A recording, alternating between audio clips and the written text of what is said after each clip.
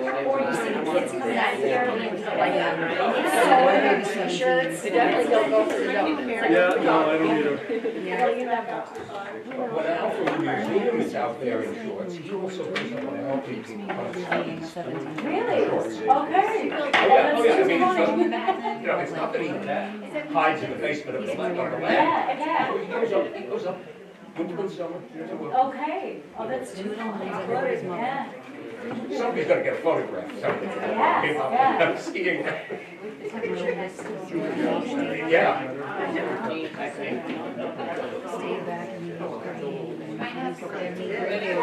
I see mine.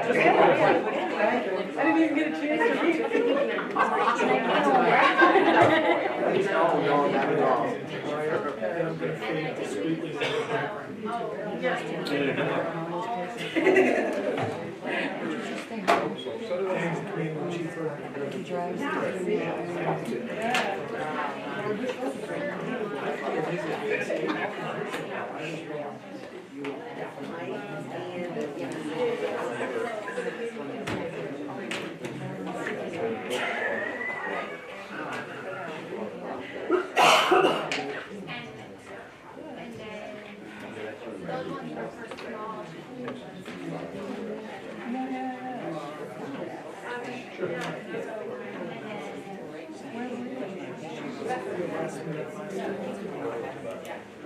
Yeah, there was one or two.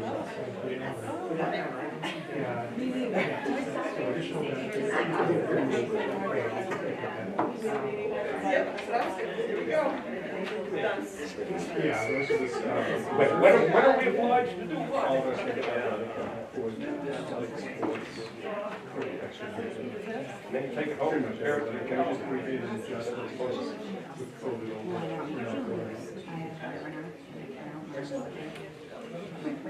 Okay, so I had this dream a couple of months ago about Danny not showing up for a meeting.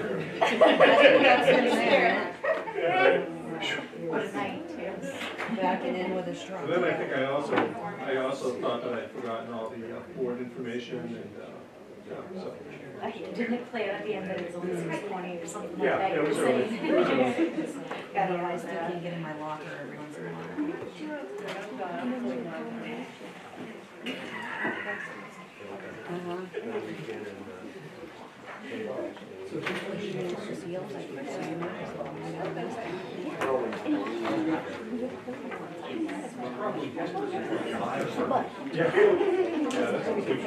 Which is what he's sitting having all the time.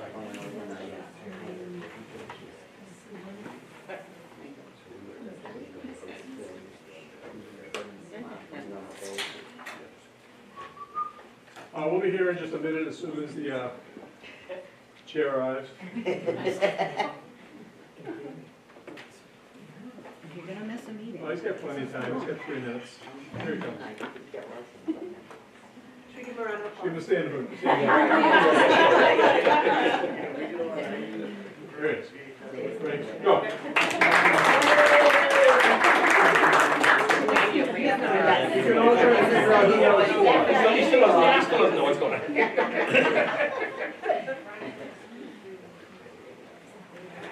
That was for you, sir.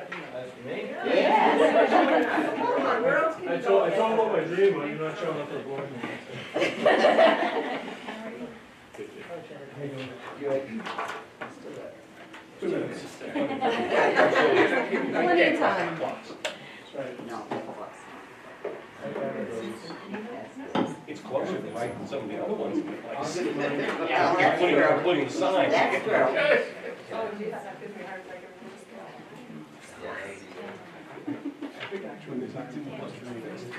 Is it really? Yes. I like it. Okay, thank you. Somebody I read some of the stuff. Okay. Does anybody else need an agenda? I got it, thank you. How are you?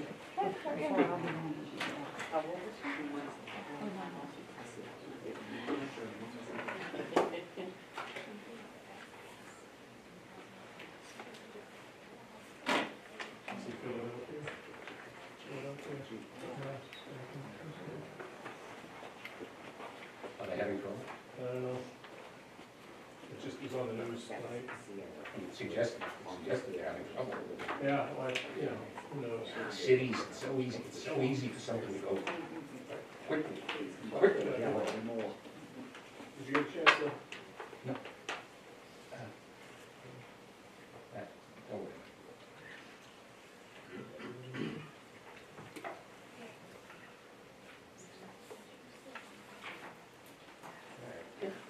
All set? Pledge of allegiance.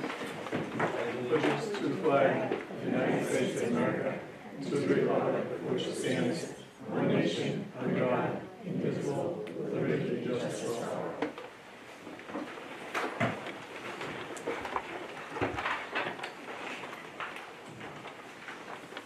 All right. To see what action the board wishes to take regarding approval of the minutes from the meeting on March 7th, 2022. I'll make a motion to approve the minutes. Thank you. And second, David. Any discussion on the minutes? Seeing none, all in favor? All right. Citizens' comments. Anybody here like to speak? See any board members? Comments? All right. Chairman's report will be in the Finance Committee section. Our next meeting will be maybe April 25th, 2022. That'll be an agenda item later on tonight. The Education Committee is meeting Thursday, April 28th at 3:15 in Norway Savings Conference Center. The Facilities Committee, Thursday, April 28th at 5:15. Finance negotiations will depend on tonight's meeting. And Region 9's next meeting is May 4th at 6 p.m. at the Region 9 school. Committee reports. We'll start with Stephanie and the Education Committee. Yes, the Education Committee met Thursday, March 31st, for our first unmasked meeting. We had Julie Hart, who's our Director of Adult and Community Education Committee, and bring us up to speed on that. It's kind of been on pause during COVID, so she said there was, I think she phrased it as a soft start this past fall, and all the classes were full, so I think we're going full steam ahead on that. And that information on adult and community ed is being updated on the SAD 44 website now, so that information should be available. Thank you. And Marcy, Facilities Committee. Yes. So we had a review of our district 10-year facility plan with Mr. Deegan. And we had policies come back, and correct me if I get this wrong, MSMA and lawyers. The MSMA and their lawyer. And their yes. lawyer. Did a review. With the changes, there were some that were minor, small changes, grammatical in nature. And we have, elected is not the right word, but allowed Mike and et cetera. Mike and Mike. Mike and Mike, to look at those, make changes, and then the rest we will be reviewing shortly. Dr. Muir is doing an internship with me. One of the things that he is responsible for is overseeing this review from MSMA, so he's going to be working with the policy committee. And Finance Committee, Karen. The Finance Committee met last Thursday, 7th, and finalized the proposed FY23 budget. We'll be presenting a proposed budget this evening. We discussed upcoming negotiations and received an update on the Sr3 Grant. And we have a number of items on this evening's agenda which we'll be recommending approval of. Thank you. And I think I see Mr. Clanton back there for Region 9. Thank you. Well, first of all, let me thank Dr. Murphy for passing along our reports during the winter while I was having a good time in Florida. A couple of things of note at Region 9, May 4th, we're going to be hosting a job fair there, so it looks like we've got some pretty good turnout planned for that. Also on May 4th at 6 in the evening is our annual budget meeting. So that's at Region 9, 377 River Road. If you want to come and vote, this is your opportunity to do it. Budget down this year, I don't know how they managed to do it, but they did. They got it down, I think it was about $283,000 lower, but we did eliminate the forestry program and the exploratory program. and we reduced our computer program and our heavy equipment program to half-time. So, making some adjustments there. We're looking at recruiting, enrollments, things have just started coming in from Telstar right now for next year, so we don't know what those numbers are going to look like yet. We're hopeful that we can serve a lot of students. I do want to give a shout out. We recently had some students inducted into the National Technical Honor Society, and Telstar had 8 students, new inductees, and I'd like to read their names if I may. Adeline Charette from our CNA program, Darren Dodson-Welch from Computer Technology, Andrew Layton, who's in Building Construction, Jacob Lyman, who's in Heavy Equipment, Janet Botka in our CNA program, Kobe Tyler in the Metal Trades program, Miles James in the Building Construction program, and Kira Rose Espinosa in our Culinary Arts program. We had 29 new inductees into the National Technical Honor Society. Right now we have, of our students, we have 35. You have 31 students from Telstar at Region 9. That's more than 25% of your students are National Technical Honor Society.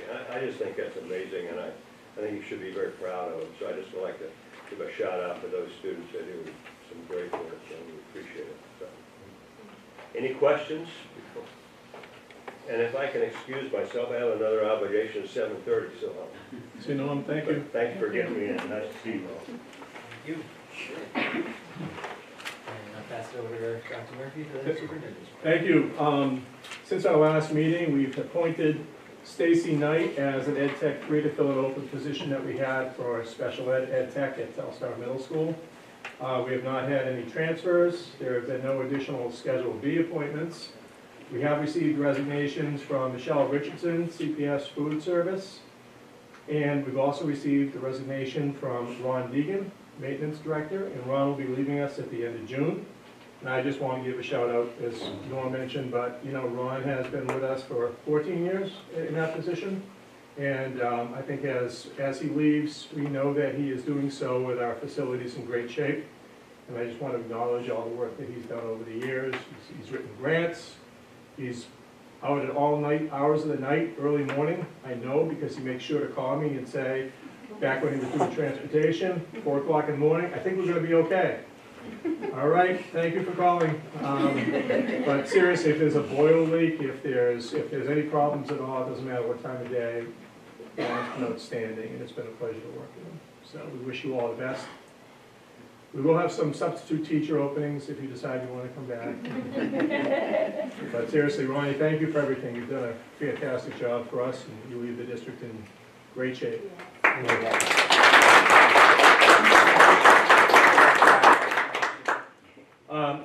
We also, you saw in your packet, there's a list of surplus equipment that we'll be putting out to bid. You'll notice that the list is fairly long, and it's mainly because of COVID. We weren't doing much with that, but we will have some buses and some vans out to bid, and hopefully we'll get some action. We've actually done pretty well with some of the bids that we've been getting on our buses that we've put out in the past. So that's happening. As Erin mentioned, we've been doing a lot of work with the Sr3 Grant, and that's the Elementary and Secondary School Emergency Relief Grant. And since our last meeting, I've also uploaded a 20-minute video presentation on the website that talks about how we have spent all of our grant money, with a specific emphasis on the plans for Sr3. That has been talked about at pretty much every subcommittee meeting. We also have had all this grant proposal, as well as all the other grants, up on the website now for months. And so we're doing our best to get that information out there. And as you know, the primary areas of focus for the Sr3 grant are replacement of the laptops at the elementary level, which we're able to cover as a result of this grant, which is great news for us. We're also looking to get a new electronic sign out front. The one out front that we have here has not worked now for 2.5 to 3 years. And we're looking at an air conditioning project for at least one wing at the Crescent Park School, so that we can get some good summer learning in there. One of the challenges, obviously, that we've always had has been finding a place where it's comfortable enough to have that happen. Since Crescent Park is the most modern building, it's the easiest one to outfit. and it also currently, as you know, houses the MKA program during the summer as well. So we'll keep you posted on that. But if you haven't had a chance to do it, I would suggest that you check the website and take a look at all those projects. I think we've provided a lot of detail there. We have been very, very careful in making sure that any of the expenditures that we've used for any of these grants line up exactly with what the requirements are that we can apply for.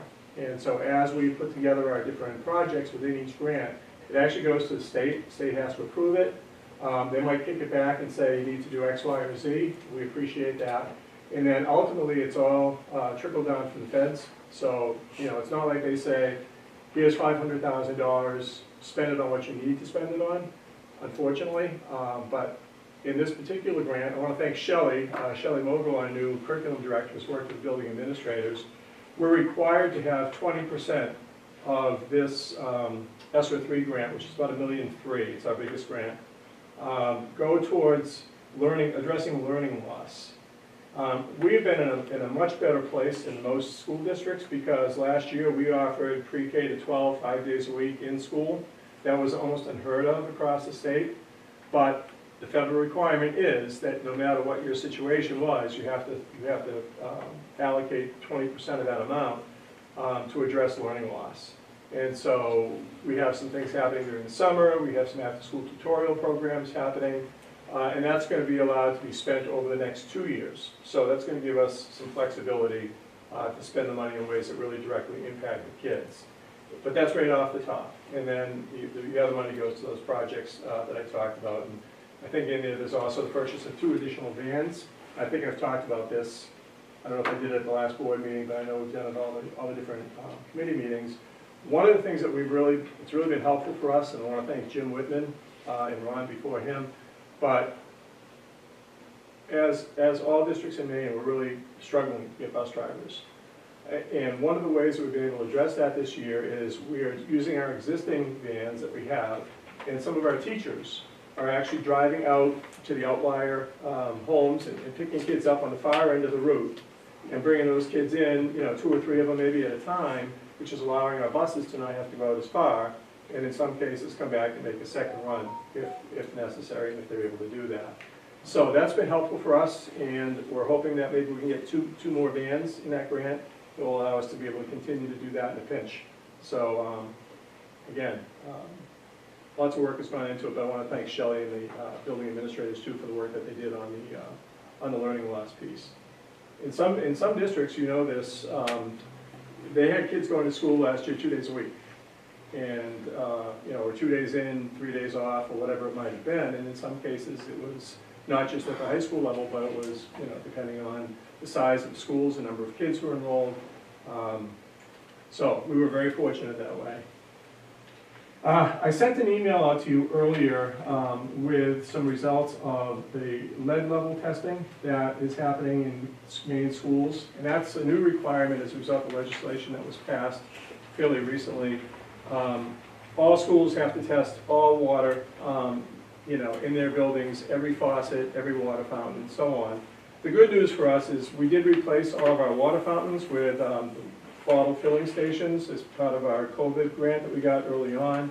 Those funds, those bottle stations all came back fine. And so obviously that's where the kids are getting their drinking water from. There are some faucets and other spots in the building that have higher levels, so we bagged those. And we just, at the end of last week, got the high school results into, and no surprise, pretty similar. What is interesting is there were a couple of places that was tested both during the middle school and the high school testing, and they came back differently. So in one test it came back fine, and in the other it's almost like pool testing. But in one situation it came back fine, the other one came back elevated. So we sent something home to the families of the middle school students. There'll be something going home to the high school students. We may see a little bit of an improvement in the newer elementary schools, but across the state, I suspect that this is going to be fairly common. And we will have to do a mitigation plan. On some of them where it's just a little bit elevated, it might be just running the water for a few minutes every morning before the kids come in. In other situations, it might be more extreme than that. We'll keep you posted. We don't know yet. So we're in the process of kind of scoping that all out. But the high school results did come in. Those results will be going out to the high school families. We don't really know when the Crescent Park and Woodstock results will come back. We sent them all out together, so they're just coming back in dribs and drabs, or most of them went out together. I don't know if they all did. So I'll get the high school results out as well, and all these are posted on the website too, so people can check in and look at that, and then they can also see whatever the mitigation plans are that we put together, if they want to check that in between board meetings and so on. Last day of the school year currently is, or at this point is, June 17th. It'll be half a day of school, and we used 2 snow days this year, and so that was good. If we had used 3, we would have been into the whole Juneteenth holiday. And instead of just coming back on a Monday, we would have been coming back after a 3-day weekend, and I'm really glad we're not doing that. So that's it. That concludes the superintendent's report tonight. Thank you. No old business, new business. The Finance Committee would like to do a presentation and discuss the budget for fiscal year '23. So I will kick that off. First, the Finance Committee wants to thank everyone who took the time to read through the budget handouts. We know they're extensive. That's why we plan to provide a short presentation tonight to summarize it. We also want to thank those of you who reached out in advance with questions. And if they're not answered during the presentation, just feel free to ask anytime. As Aaron mentioned earlier, the Finance Committee has been meeting weekly for the past 2 months. Given the current hardships many are facing, combined with the loss of state funding we incurred this year, which should be pointed out is largely due to increased property valuations of our district towns, our focus was on limiting the impact to the taxpayer without affecting any of our current programs and offerings to students. We feel we were able to achieve this to the best of our ability and still continue to build in and budget the increases needed in order to meet the rising costs of goods and services we all feel, as well as continue needed maintenance on buildings and grounds and sustain our offerings and programs to best serve our students. We'll get into more detail coming up, and like I said, feel free to ask any questions as we go along.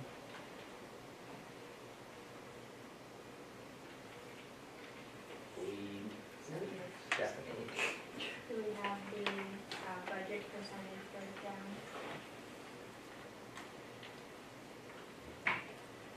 So in your packet that you received, you have this budget percentage breakdown that shows the percentages of where the total $12,782,982 budget is going. You'll see on here that 57.8% of those funds go to salary, 18.7% goes to benefits. So that brings us at 76.5% in salary and benefits. And then we have a list of the fixed costs, which includes utilities, our transportation costs, things of that nature, and that comes in at 16.3%. So between those 3 items, your salary, benefits, and fixed costs, that is 93% of the budget. And if you look to the right, you'll see that that left us with about 7% to work with, and that's really where the Finance Committee, that's what we have. The rest is all set in stone, really. So that's a breakdown to see that we had $964,444 out of that $12.7 million that we were able to budget.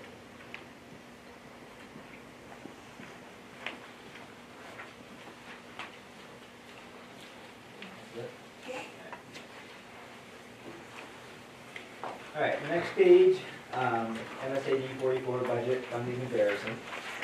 It's on screen now. So if you look at the top line, first line on that, is the comparison from our total budget from fiscal year 23 to fiscal year 22. The amount changed, $389,450, is a 3.14% increase from last year. The next line down is our state aid subsidy. You can see that there's a $378,882 decrease, so close to probably 40%. And again, that's due largely in part to the increased property valuations of the surrounding towns, and also the the Enrollment, enrollment. part of it's enrollment, yeah, yeah. Um, We've had a decrease in the number of students from our 4 sending towns, but we've had an increase in our unorganized territories, which I think Mr. Whitney will mention when he gets down to the revenue. Yeah, so the next line is the revenue, and that we are hoping, and again, these are estimates, at least line 3 is an estimate. We're hoping that that's gonna be up based on the numbers we're seeing. And that's tuition from surrounding towns, Albany Township, Mason Township, Gilead. They pay into us when they have students that come here. Line number 4 is carryover. Again, due to COVID, we're hoping we're able to carry over a little bit more than we have in previous years, so we were able to up that by $25,000 to help offset the other increases. If you look at line number 5, that is the total local revenue. Line number 6 is the required local share, which is what, as towns, we are required to raise in order to receive our state subsidy. If you skip down to line 8, you can see that what we're actually asking for is far greater than the minimum that we have to raise to receive the state subsidy. So it's kind of a moot point for our district. But again, in order to receive the state subsidy, that is what we're required to raise. The next line is the difference between those two. It's the additional that we have to raise or that we're asking taxpayers to raise. And then line 8 is the total that we're asking for local funding. Again, in an effort to decrease the impact on taxpayers without affecting our students, we did decide to cut the local share of the adult education and use carryover money from the adult education budget to cover that for this year. So that we're not asking for anything from the towns to go to the adult education budget. And then the final line is the total local share, general fund, and adult ed combined. And the reason that increase is higher than the increase in the total budget is again because of the difference in the state subsidy. Anything you want to add? Yeah, good job. I would just mention, maybe adult ed, the reason why the finance committee has been able to cover the local share this year is because of COVID. And as Stephanie mentioned, when Julie did her presentation, things were quiet. So as a result, we didn't spend a lot of that money. So for probably the first time in the last, I don't know, many, many years, there's a sizable, there's a good carryover budget that's going to allow all $77,000 to be taken from that so the taxpayers don't have to come up with it. If that wasn't the case, that 4.94 would be much, much higher. So, let's try this with you.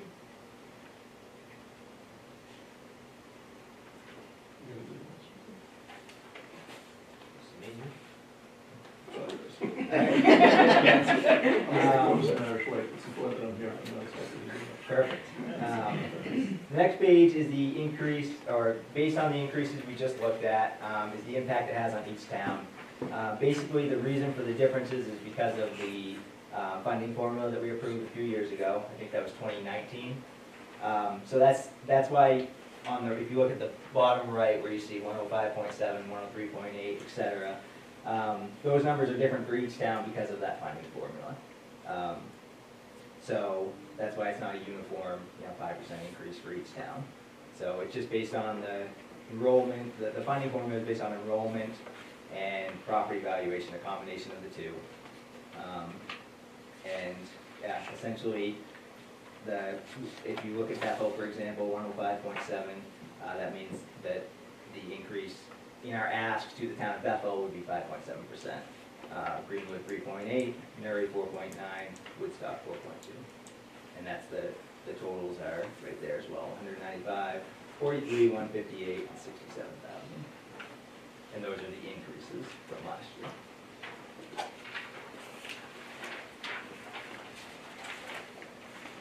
The next page in your packet is the budget comparison from the budget that we're in right now, fiscal year 22, to the proposed fiscal year 23 by cost center. So cost center 1, instructional expenditures, is changing up by 3.15%. special education, cost center number 2 is up by 3.68%. Cost center number 3, vocational education, is down by 14.62%. Other instruction is up by 11.67%, and that's mostly due to changes in individual benefits that employees are taking, as well as the addition of coaching staff. Now that COVID has lessened, we've added some coaching staff to that. Cost center number 5, student support, is down 1.89%. Cost center number 6, system and administration, is up 5.15%. Cost center number 7, school administration, is up 2.17%. Transportation is up 3.04%. And building and grounds is up 5.35%. So total expenditures is up 3.14%. If I could just quickly on there, a couple of things jump out. Like we all know, if you filled your oil tank recently, it's not a pleasant experience. We were very lucky. We locked in like 2 weeks before Russia invaded Ukraine, and we were able to lock in at, Ronnie, what was it, $2.69 a gallon? Tanker dump was 2.6090, and pedal dump was 2.69. Yeah, tanker dump was 2.6090. So that's good. So we're locking in for like less than $2.70 a gallon. It's still more than it was last year. And last year we budgeted for like, was it $1.69 or something like that? You want me to tell them what it was last year? Yeah. $1.69? You're all sitting down, right? Okay. Tanker dump was 1.8290. Wow. Well, we're so lucky because if people didn't lock in, school districts didn't lock in, they're locking in now at big money. So our electric isn't as bad as we thought it was going to be. It's up a little bit, but not up a ton. So most of these line items also have salary increases built into them. For example, in the system administration, you recall we made some adjustments for Ms. Gunderson and Ms. Martin. It was actually reflects a 2-year increase with an adjustment. So that's why it looks like a bigger percentage this year. It's because it's all lumped together in 1 year. It's really 2+ years of change. And the big ones, as Meredith talked about, that stand out are the ones that have the lowest amounts budgeted, and it's because there's been some adjustments made. We had, like Mr. Clanton talked about, they applied a little bit more carryover funds. That's how they got down a little bit, and eliminated some programs. So even though that's 14.62% reduction, that sounds huge, it's only $8,660 reduction. And the same is true all the way down. But I want to commend too the Finance Committee for looking at this really hard. The first numbers that they looked at on this sheet, they were in the previous sheet. One with the impact on the towns was up over 10% before we tried to figure out how to get those numbers down to a more reasonable approach. So, thanks, Meredith. That's good. And I'll be reviewing the 11 cost centers, the proposed FY23 budget, and highlighting the significant changes to line items. Throughout the cost centers, some budget lines will reflect an increase, and others have been reduced to help offset these additional costs. And if there are any items that you'd like further explained, please ask at any point during the presentation. So we have got cost center 1, instructional expenditures, with an increase of $166,104. Salaries and benefits, there's an increase of $186,085. The professional teacher incentive at the elementary level has been decreased by $25,000. It was at $50,000. Secondary education improvement is looking at a $5,000 increase, which is mostly attributed to 7 weeks in accreditation. Jobs for main grad services, we're looking at a $3,500 increase, and that is our increased contribution. The professional teacher incentive at the secondary level is looking at a $20,000 decrease, which was at $25,000. We're piloting a different observation schedule with teacher incentives, which allows for reduction without diminishing the incentive. And then our instructional contingency for that cost center is looking at an increase of $5,000. The overall increase to this cost center is less than the increase of salaries and benefits alone. Cost center 2, special education, we're looking at an increase of $53,019 for salaries and benefits. There was a new staff member as part of this increase added, but the position may be reimbursed by tuition from unorganized territories. Behavioral day treatment at the elementary level is decreased by $23,000. Behavioral day treatment at the secondary level has an $8,000 increase. Special education and private tuition at the elementary level is a $3,900 increase. And special education private tuition at the secondary level is looking at a $4,500 increase. There's a $6,400 increase due to an OT specialist, and then we also have a $10,000 increase with PT contracted services. The main care seed private is decreased by $25,000, and the special education contingency is increased by $7,500. I have a question on that. Thank you. I'm wondering, specifically in this cost center, how these decisions are made. Are we specifically identifying like specific student need? Like I'm thinking of the OT specialist. Do we have a particular student that we're paying for that's going to be moving? Like I'm wondering how we allocate those funds per category. Sure, that's a great question, and it came up a lot in conversation. So, for example, the OT specialist, that is for students associated who are being tuitioned in from Gilead. So we will get that back as part of the revenue that Danny talked about. So the way we basically look at how special ed is funded is based on the IEPs of every student that we have. So we're obligated to provide whatever services have to be provided. So, for example, this year we had budgeted for 2 out-of-district placements because we had 2 students at the end of last year that we thought were going to be here and being Margaret Murphy or a place like that. And one of those students happened to leave. So now next year we're looking at reducing that cost in that particular line. But Margaret Murphy and all these other individual, I just named that as one potential place, but they up their tuitions. And so because we've got an IEP that says that student has to attend there, then we have to pay whatever that tuition is. So that's a great question because years ago, we had a year when our special ed budget dropped fairly significantly. And the question was brought up at a public hearing. Why are we cutting special ed? We really need to have that. And it was really just because the students that were enrolled at that time were different than the students that were enrolled the previous year. So it's our obligation to make sure that we have the right services in place for all of our kids, depending on what they are, but they do change from year to year. And if you're looking at the 34-page printout, you'll always see in special ed from one year to another where you'll be spending all this money on salaries at the elementary level. The following year, it seems like you're not spending as much there, but you're spending a lot more at the high school. And that could be as simple as 2 kids moving from grade 8 to grade 9. So does that information come directly from Ms. Mogul and Ms. Cordero, and it's as a result of all the IEPs. And so, so she will present her own budget based on the needs of the district. Perfect, thank you. All right, you're welcome. So for cost center 3, vocational instruction, we're looking at a decrease of $8,661.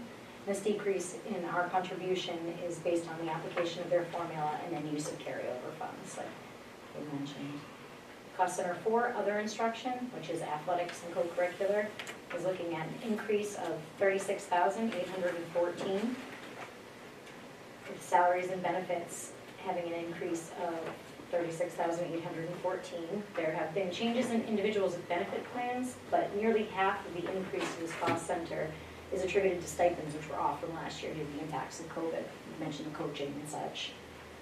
Cost center 5, student support, is looking at a decrease of $23,673,000. Yeah. Salaries and benefits are down by $23,174. Curriculum professional development is up by $5,750. Educational development supplies is down by $6,500. Educational development books is up by $6,250. And educational development elementary dues, fees, WBMC is decreased by $3,800. The approved increase for the curriculum director's salary is offset by reductions in other lines based on historical review, salary adjustments based on new hires, and recommended reduction and consolidation of lines. Just quickly, as an example, you look at that salaries and benefits, this almost goes back to Maggie's question too a little bit. That is not because we necessarily cut anybody, it's because someone left who might have been at the very top of the scale, and somebody else came in who might have been lower than that, so that amount is an adjustment that we can save. And so if that happened in a couple of places, that would make up that amount of money. With cost center 6, system administration, there's an increase of $25,007. Salaries and benefits are up by $22,140. This is due to adjustments, or at least partially to adjustments to salaries of the central office, and there's a 2-year increase built in. And then there's an increase of $2,867 to board directors' liability insurance.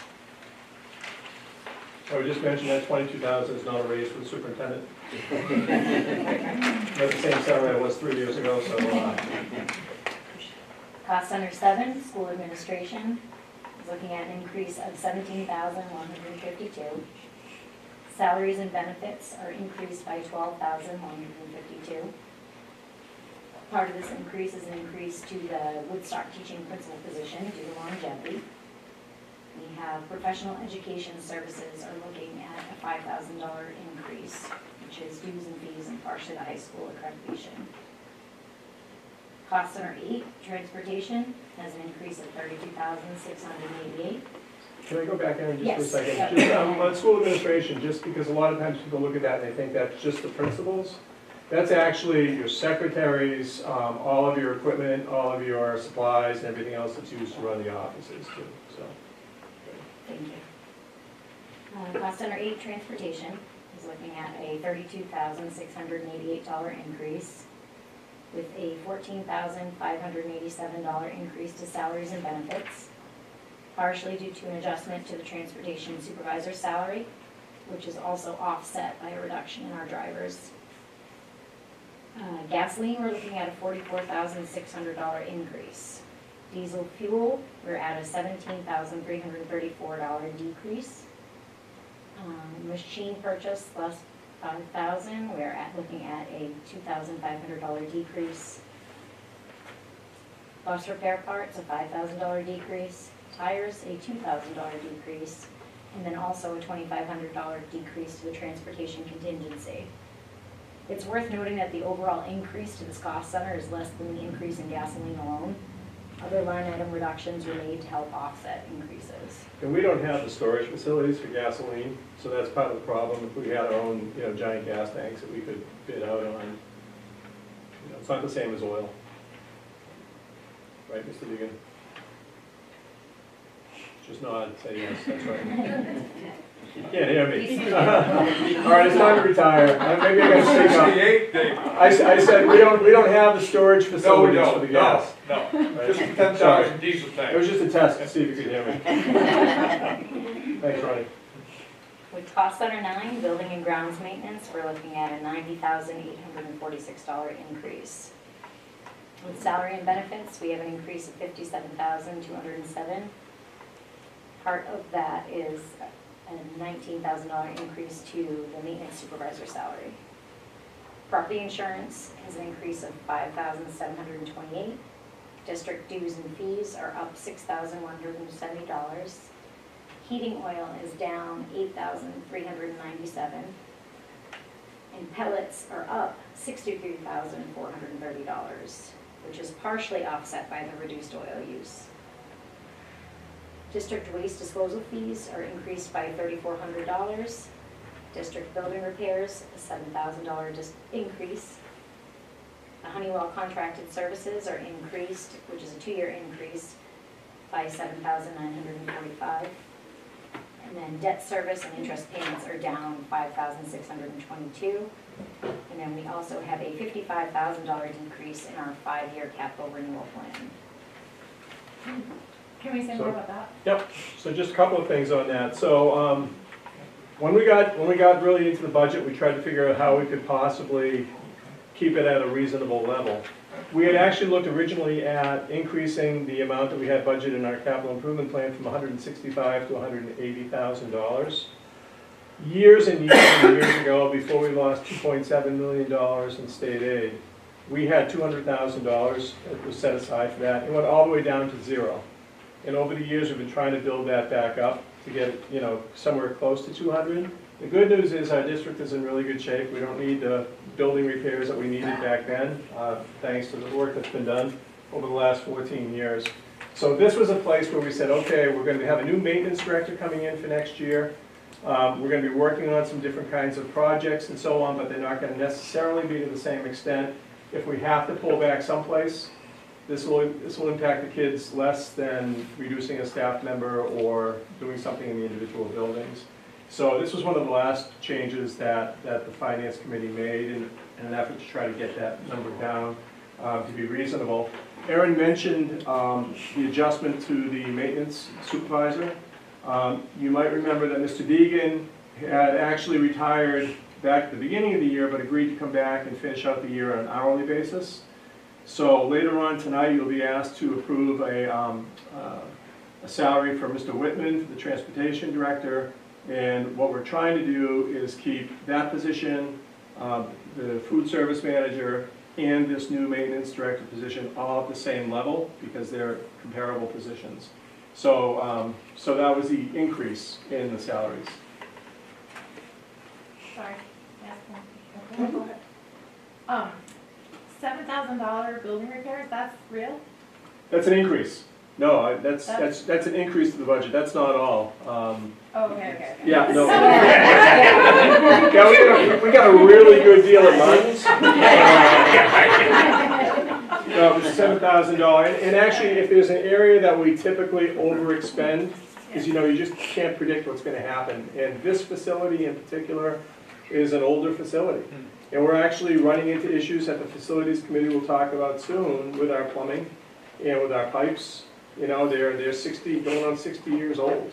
And it's getting harder and harder to get the water through those. And so, no, it's a lot more than $7,000. I do want to just mention too, though, that you'll see that our heating oil is down. I want to thank you folks because over the years, the board has seen the wisdom in having the option of a pellet boiler system or an oil-fired system, first here at Telstar and then more recently at Crescent Park. We're in the discussion stages about what we should be doing at Woodstock. But what that does is it gives you the option of looking at, as oil goes up, pellets are going up too, but they may not be going up quite as much. So we have the ability to shift, and maybe instead of spending a lot of money on oil next year, we've cut back on the amount of oil that we're buying, but we're increasing the amount that we're spending on pellets because it's a more affordable option, at least for next year. And that could change a year from now to go back to being oil. Last year it was oil. It was much cheaper to just burn oil last year because of what we locked into, $1.80 or $1.82, whatever it was. Next year it looks like it's probably going to be mostly pellets. I was just curious about the addressing the lead in the water. Where's that one from? That's a really good question because we really don't know what it is yet. This is brand new. That may end up coming out of your contingency. It may end up coming out of your capital improvement project. So my guess would be if it comes back as being a very expensive item, the Facilities Committee had a chance to look at the 10-year replacement plan at their last meeting. Something like this comes up, if it turns out to be a really important emergency kind of thing, it would bump some of the other things down a year, and that would come in and take preference. And that would be a recommendation that the Facilities Committee would make.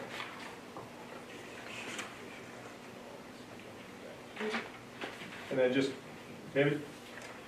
Was there any way to get part-time people a raise? We did. Actually, the ASME people, all of your ASME people, that contract was finalized last year. You might remember, I think last year was at like $1 plus an hour that most people got, and then years 2 and 3, it was still more, but you know, gradually went down, I think, over the 3 years. So yeah, there's increase built in there for all of the ASME employees. So what's the minimum wage for part-time? It would, well, your minimum wage, well, it depends on what the position would be. Like for a substitute teacher or something like that, it's... No, like food service, somebody's substitute food service. I'd have to get you those numbers, but on an hourly rate, we're very competitive. We're actually, I believe, higher than a lot of places. Do you happen to have that information? I'll have to get that to you, David, but it's, I don't want to give you a number. I'm afraid I would get it wrong, but I think it's substantially higher than you probably think it would be. Plus, if a food service worker, just as an example, works 20 hours, they get full health insurance, which is a huge boost. Where this is a accredited school now? Pardon me? Where this is an accredited school now? It's always been an accredited school, and that doesn't have anything to do with the salaries. Okay. Yeah. But we try to stay competitive, and so last year when we were with the finance committee, the finance negotiations committee, directed me to meet with the union, and they also brought in the ASME union rep from the state, and we sat down and just worked something out that was agreeable to everybody, so people were happy with it. Yeah, I'd be interested to know what that is. Yeah, I'll get it to you. I think it was either last year or 2 years ago, we did increase the substitute pay as well. Right, we do that. We've done that every year as a minimum wage is increased too for the substitutes. Yeah. Like some of the positions that we filled for using COVID money, like we had some monitors and things like that, extra people to come in and help. Those people were paid minimum wage, and then the minimum wage increased as the requirement for minimum wage. But those aren't permanent positions; those are just positions that were in there during the COVID funding. Cost center 10, debt service, there's nothing included in this cost center, and it's the same case with cost center 11, other expenditures. So cost center 10, debt service, is typically like if you had a big addition to this school, or if you built a new building or something, that would be where you had debt service. We don't have any of that. We do have some outstanding projects, but those don't qualify for debt service. They're part of your facilities account. So you'll see in there's loan paybacks. And we're getting close to paying off all of our loans in the next few years, so we're in good shape that way. And then other expenditures, we used to have an amount in there to contract with food service.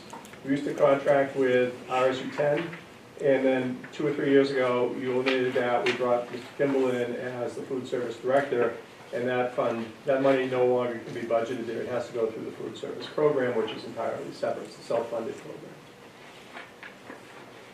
That being the case, the total increase to the proposed FY23 budget is $389,450. Just one thing, I just really want to thank the finance committee members. They were great about being at all the meetings.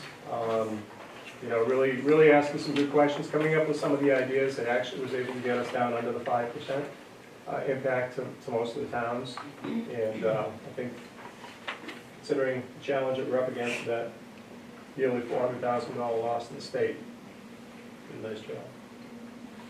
Any last questions or discussion? We'll vote on this later on, so we'll do one motions. All right, thank you.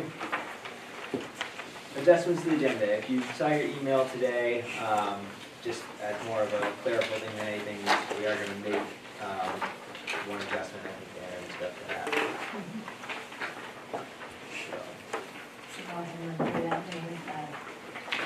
I can just outline it quick if you want. When you get to item number 5 on your agenda, item 5 talked about adding 2 additional warrant articles. You're not going to vote on that right now. You'll get to it later. But basically what the finance committee had said was they wanted to replicate what they had done last year. And it was actually 2 separate articles that approved expenditures of up to $150,000 if additional money was available at the end of the year after the carryover was applied. And so on the agenda, it didn't give like an amount, and it had it listed together as one. So Aaron will have actual language. And if you didn't get a chance, I did send that out today, kind of late, but hopefully I had a chance to see it. If you didn't, Aaron will read the agenda items as they're revised. But they have to be 2 instead of 1 because they're 2 separate warrant articles like last year. So Aaron, do you want to make a motion to adjust it right now? And then we have to vote on the adjustment. Sure, I'll make a motion to adjust the agenda. Thank you. Can you read that? Absolutely. So for question Article 3, the nutrition program, shall the school board be authorized to transfer up to 50% of available fund balances, but not more than the sum of $150,000 to the school nutrition program account to offset a deficit in the school nutrition program account. And the finance committee will recommend a yes vote. And then for question Article 4. Actually, 5A and 5B probably is what it'll end up being. Okay, so we'll have, so 5B would be the capital reserve account. Shall the school board be authorized to transfer up to 50% of available fund balances, but not more than the sum of $150,000 to the capital reserve account? And the finance committee will recommend a yes vote for that as well. That's the exact same language that you had last year at the public budget meeting. So again, just to summarize it, the adjustment is to basically break item number 5 into 5A and 5B, as Aaron just read. And Stephanie seconded that. So, any discussion on that? All in favor? Thank you. Okay. With that, we will move on to number 3. See what action the board wishes to take regarding approval of the fiscal year 23 MSAD 44 general fund budget as presented. And the finance committee recommends approval of this agenda item. All right, any further discussion or questions on the budget? Megan? I'm just curious, this is just like a question of information, in terms of process. Do building administration and all of your administrators give you that information and then you create a draft for the finance committee, or what's the process of how it gets to you? So it really starts usually in October, and building principals, building administrators, program administrators put something out to their staff saying, what do you need? Basically understanding where we are too financially, it's not like, just what do you need? That trickles up to the building administrators. The building administrators review that. Usually sometime around the holidays, it was a little bit later this year. That information then comes to me. I go back and I look at past expenditures historically, sometimes 2-3 years worth of expenditures. So if a line item should happen to come in and it's $10,000, and it was $10,000 last year, about $100 was spent, and the year before it might have been $10,000 and $200 was spent, chances are, especially in a year like this, I'm going to go back and say, you know what, I'm going to recommend that we reduce this. I bring that to the finance committee, I explain that. And throughout this entire process, I think two of the things that we've really tried to do is not impact kids and not be in a position where we have to consolidate classrooms. One of the things that this district has been able to do for at least the last 40 years that I'm aware of, has been to keep class sizes really good compared to our neighboring districts. It'd be really easy to say, well, we're going to cut $50,000 and eliminate a teacher and put 25 kids in a classroom. Well, you'll see the impact of that down the road, and we were able to avoid that. So everything trickles up, and then I'll make a presentation to the finance committee. And the finance committee might say to me, well, we think we should go this route instead. And that happened this year when we were building, getting towards the end there. They come up with some good ideas. And so it kind of works all the way up till it finally gets to you in a meeting like tonight. Great, thank you. Yeah, you're welcome. The other thing I'd add too is that we also hear feedback from the education committee and the facilities committee on stuff they may want to add or take out as well. So a lot of times they'll have a recommendation to the finance committee to add to staff or whatever it might be. So that gets considered as well. Any further discussion? All right, all in favor? Thank you. See you in this, okay? Yep. All right, number 4. See what action the board wishes to take regarding approval of the fiscal year 23 MSAD 44 adult and community education budget as presented. And the finance and negotiations committee recommends approval. And that's in your packet. Oh, go ahead, I'll let you. Okay, you don't need a second, right? So that's in your packet, and you'll see that the adult ed budget is up very slightly, 1,000. It's down. What is it? It's down. It's down. It's down or up? Down. It's a parentheses thing again. It's that accountant thing. Okay, so the adult ed budget, like I said, is down just a little bit. But the good news is that we're not asking the locals to fund it at all. So it should be a fairly easy sell. That's why the finance committee presented the entire budget. Any discussion on the adult ed budget? All in favor? Thank you. All right, and number 5A. Aaron, I'll let you read that. Sure. All right, 5A, nutrition program. Shall the school board be authorized to transfer up to 50% of available fund balances, but not more than a sum of $150,000 to the school nutrition program account to offset a deficit in the school nutrition program account? And the finance committee will recommend a yes vote. Just quickly, this is a motion, an agenda item that will go to the public budget meeting. So the voters have to approve this. You are voting tonight to approve putting it on the ballot, if you will, for that night. And then the night of the public budget meeting is when that will be determined. It doesn't then go to the referendum. That's determined right at the public budget meeting. Any discussion on that? All in favor? Thank you. All right, and Aaron, 5B. Capital reserve account. Shall the school board be authorized to transfer up to 50% of available fund balances, but not more than the sum of $150,000 to the capital reserve account? And the finance committee recommends yes. Same thing. Any discussion? All in favor? Thank you.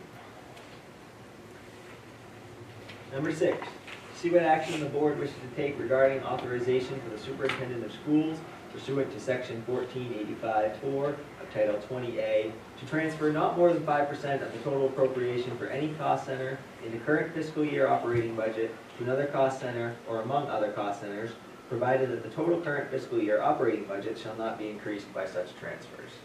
And Finance Committee has a recommendation. The finance negotiation committee recommends approval. That's lawyer talk, just in case you haven't figured that out. But basically what that does is you have 11 cost centers that you voted on, that you heard about tonight. Who knows what's going to happen during the course of a year? It's very possible that you could end up having to overexpend one of those cost centers. Unless you have this language in there, the auditor will pick you off. So our attorney, Bill Stockmeyer, many years ago said this should be an annual vote that the board takes.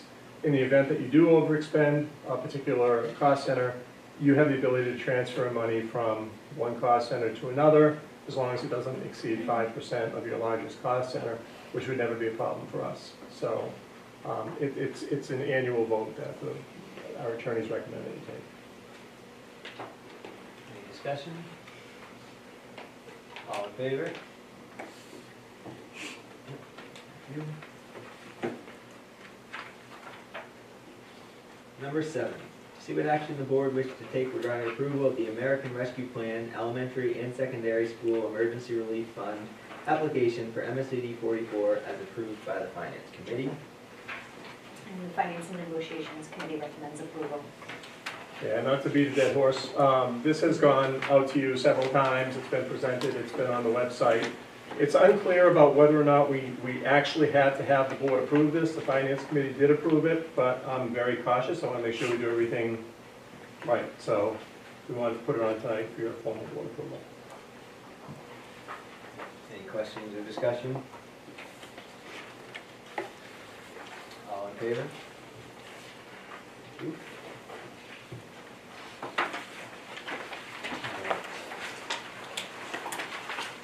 Number 8, to see what action the board wishes to take regarding approval of a donation from an anonymous donor with assistance from the Bethel Rotary Club to fund the purchase of one globe for each and every 3rd, 4th, and 5th grade student currently enrolled in Crescent Park and Woodstock Elementary Schools, plus one for each respective classroom. Would I like to make a motion on that? And we'll explain.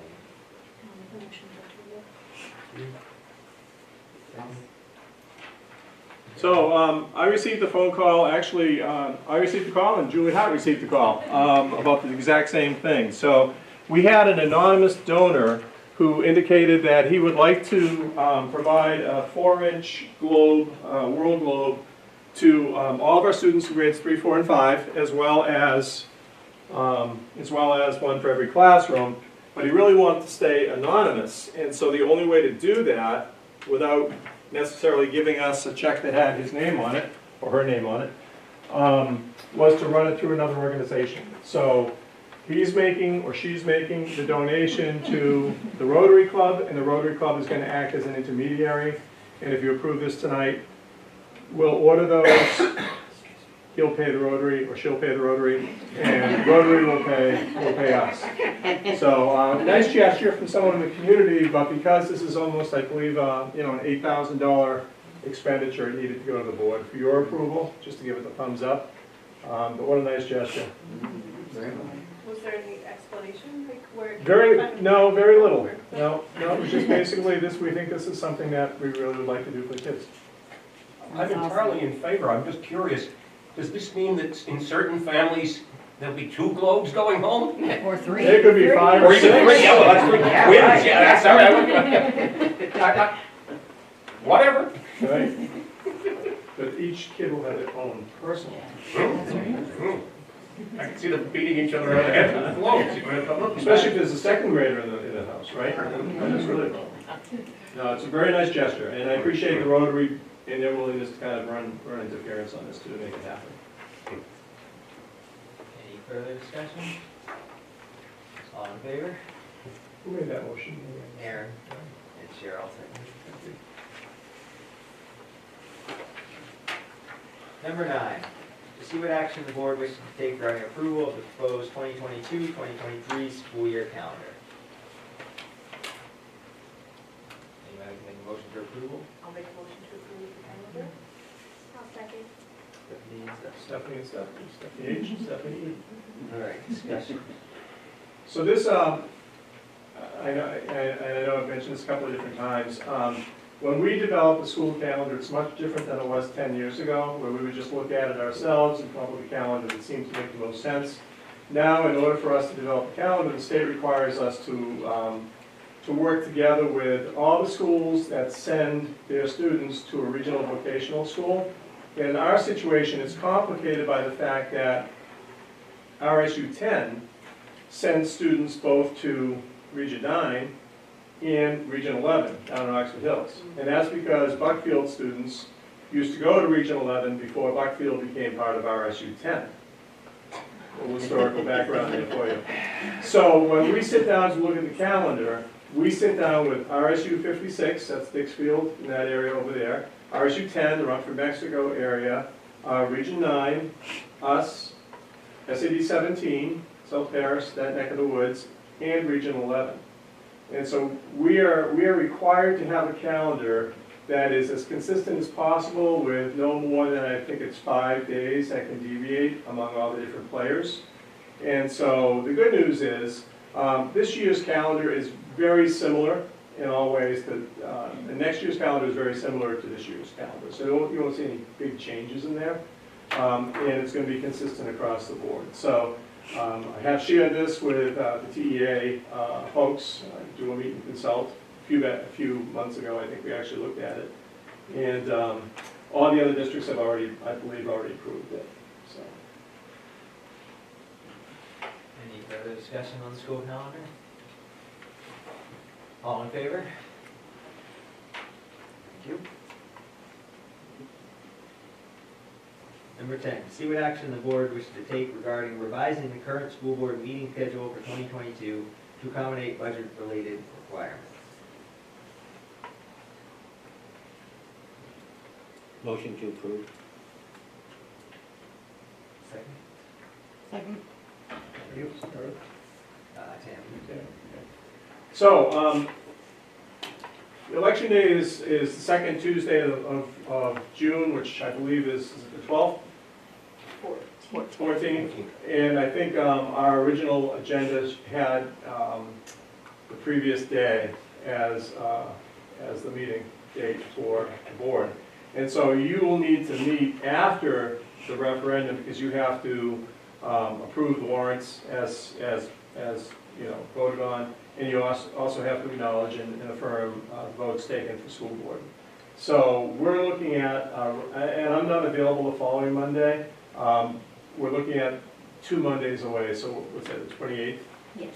28th is the recommended date for the June meeting instead of the 14th. What that does, the reason for that is the information all has to be gathered, and then we have to get it to the attorneys. The attorneys have to kind of put it in a warrant form. You have to acknowledge and approve those. So.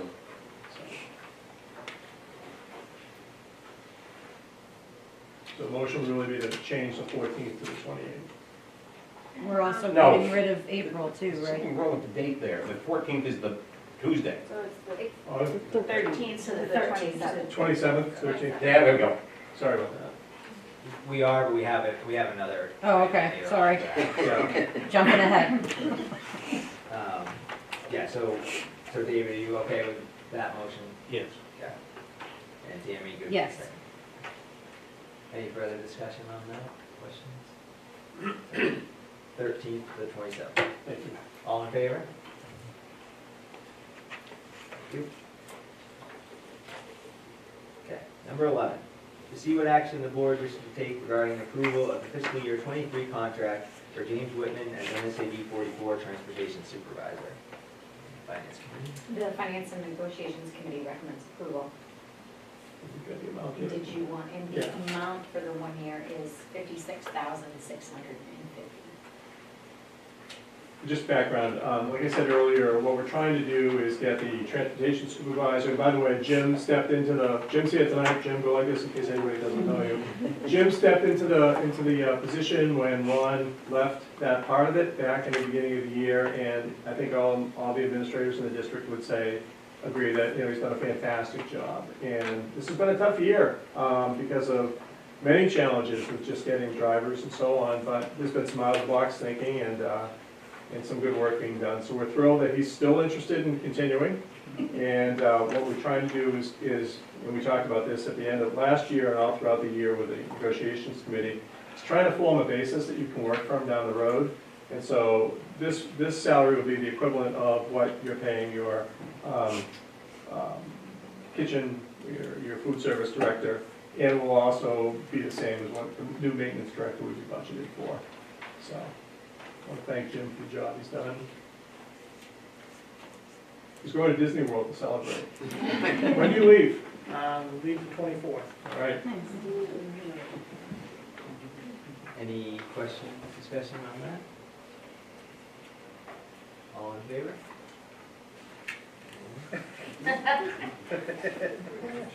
Start now, Jim. Now, does that amount up to further negotiation? Yeah. Only if you don't call me at 4 o'clock in the morning to tell me we can come to school.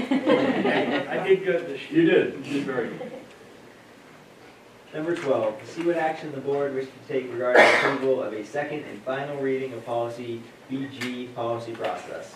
And the policy committee has a recommendation. The policy committee recommends to approve the second and final reading of the policy BG policy process. And you remember, this is a policy that simply removed the word weighted from the...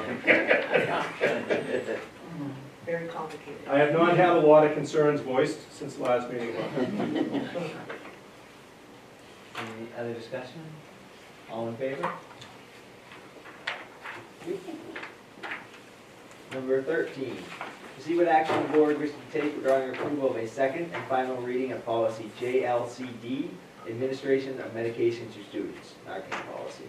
And the policy committee also has a recommendation.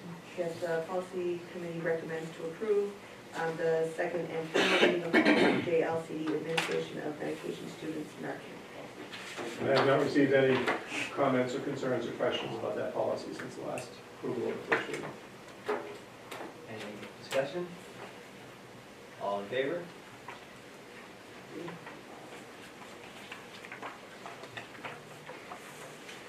To see what action the board wishes to take regarding the April 25th, 2022 Board of Directors meeting. Tammy, you want to make? I make a motion that we get rid of that meeting. Second. And any Any discussion? Again, this was built into the calendar in case we needed it to continue the budget process, but since we approved the budget, it's not needed, so. Any further discussion on the April 25th meeting? All in favor? All right. Number 15, to see what action the board wishes to take regarding entering into an executive session pursuant to 1 MRS Section 405.6A to consider or discuss the employment, appointment, assignment, and/or duties of an individual in light of the fact that premature public discussion of the matter could violate the individual's privacy rights. David? I make a motion that we enter an executive session. And you will not be coming back into open session. Yeah, we will not come back into open session. Just to adjourn. Well, other than to adjourn, we'll take a 5-minute break in between if this is passed, and any discussion on entering executive session. All in favor? All right, Thank you. thank you, we'll take a 5-minute recess. So wrong. Sorry.